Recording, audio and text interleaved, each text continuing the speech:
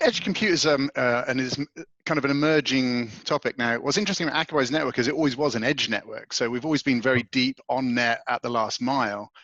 And so what we've had in our, we've had functionality at the edge that you could call edge compute, but we never really labeled that. We've had we have the thing called advanced metadata, which is this massive script engineering capability where you can put an awful lot of custom functionality into that, which will then execute literally on that first hop. So in those first few milliseconds from the device leaving to getting, we can then make a lot of real-time decisions about which manifest we're going to serve.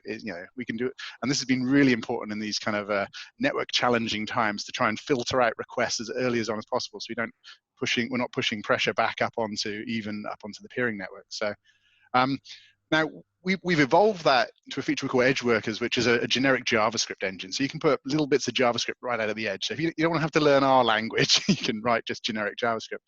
But then there's we're looking further back up the stack. Do we deploy things like generic Kubernetes containers? And where does that functionality sit down the stack, especially as you have 5G networks opening up and there's suddenly huge capacity that we're going to have at the edge. So the edge moves further out at this point. So as a developer writing software, especially if you're writing it for media or for IoT or for security, where you put bits of functionality, it's suddenly not, well, I'm going to do everything here in the data center and then a little bit here. It's now I have this kind of almost continuum of compute of how I'm aggregating information or making decisions, that where I place things, it requires a very different mindset to some of the things we've seen today. So it's great that we're just scratching the surface on some of these new applications. So I'm going to stay with you, Peter, for a second. You mentioned obviously the challenging times we're in. Everybody sort of came into 2020 running a marathon, doing well in the marathon of video delivery, and suddenly we're asked to do a 2-kilometer sprint right in the middle of it. What's the impact been on the CDN business?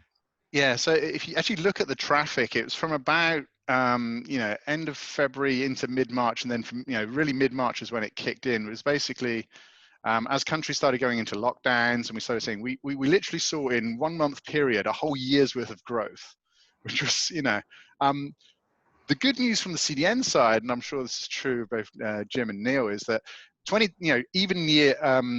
even number years are usually big years just because there's so many sports events. So we were gearing up for Olympics, we were gearing up for UEFA, we're gearing up for all of these big events we thought were going to happen in 2020 that didn't actually happen. So there was actually a lot of build out of capacity, which, it wasn't like we suddenly hit a wall. It's like we just consumed a lot of the capacity we had planned for later in the year sooner than we had anticipated. So in that respect, the networks held up very well.